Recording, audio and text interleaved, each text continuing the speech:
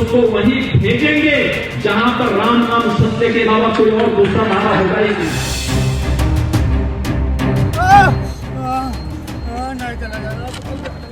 भाई अगर कोई मरने के लिए आ ही रहा है तो जिंदा कहां से हो जाएगा।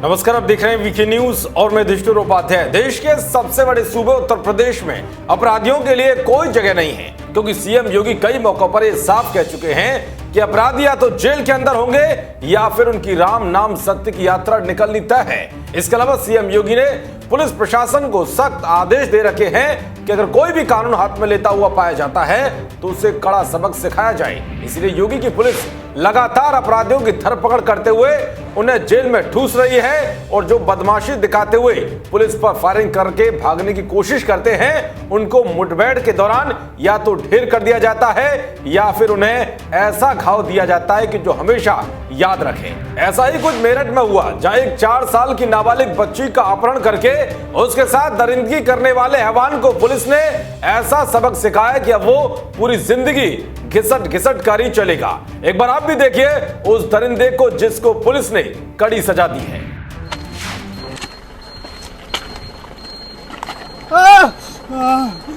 नहीं चला जा रहा, चला जा रहा।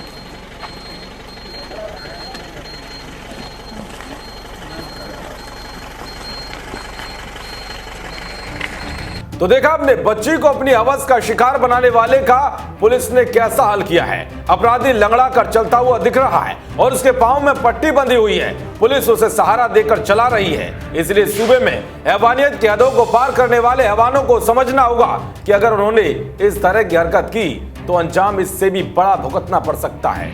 तो मुख्यमंत्री योगी आदित्यनाथ के सूचना सलाहकार और बीजेपी के प्रवक्ता शलभमणि त्रिपाठी ने वीडियो शेयर करते हुए लिखा है कि यूपी पुलिस की गोली के असहनीय दर्द से कराहते हुए इस दानव ने अपने परिचित परिवार की बालिका से गुनाह किया। नतीजा सामने है। डॉक्टरों के मुताबिक जान बच गई, पर ताउम्र घिसट घिसट कर ही चलेगा। भागते वक्त फायरिंग कर रहा था, लिहाजा पुलिस को भी मजबूरन गोली दागनी पड़ी। दरअसल यह घटना मेरठ के सिंभावली थाना क्षेत्र की है और अपराधी पर 4 साल की बच्ची के बलात्कार का आरोप है। पुलिस ने इस पूरे मामले पर क्या कुछ कहा वो भी सुनिए।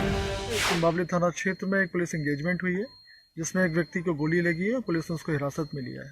उसके पास से पुलिस को एक मोटरसाइकिल मिली है, होंडा शाइन। यही मोटरसाइकिल जो सिंभावली में एक नाबालिग बच्ची का अपहरण हुआ था उसमें इस्तेमाल की गई थी। साथ ही साथ एक बैग और कुछ कपड़े बरामद किए गए हैं। घायल व्यक्ति की शिनाख्त अनुज कुमार नाम से हुई है, जो कि मेरठ का रहने वाला है, थाना परीक्षित। इसको तत्काल अस्पताल पहुंचा दिया गया जहां इसका इलाज चल रहा है। वर्तमान इसकी स्थिति सामान्य है, ठीक है।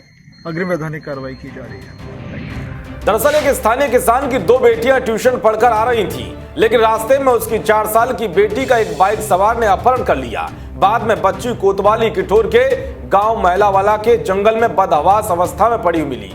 सिंभावली और किठोर थानों की पुलिस ने बच्ची को इलाज के लिए अस्पताल में भर्ती कराया, जहां रेप की पुष्टि हुई।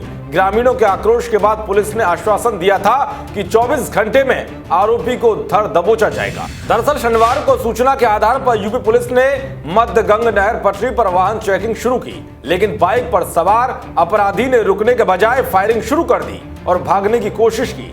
पुलिस की जवाबी गोलीबारी में उसके पैर में गोली लगी और वो घायल हो गया। अनुज कुमार नाम का यह अपराधी किला परिचितगढ़ के गोविंदपुरी का निवासी है। तो देखा आपने बच्ची के साथ हैवानियत दिखाने वाले को कितनी बड़ी सजा मिली है, लेकिन फिर भी मानसिक रूप से दिवालिया हो चुके कुछ जाहिल अपनी नापाक हरकतों को अंजाम देना नहीं छोड़ रहे हैं। देश और दुनिया की तमाम खबरों को पाने के लिए देखते रहिए वीके न्यूज। नमस्कार।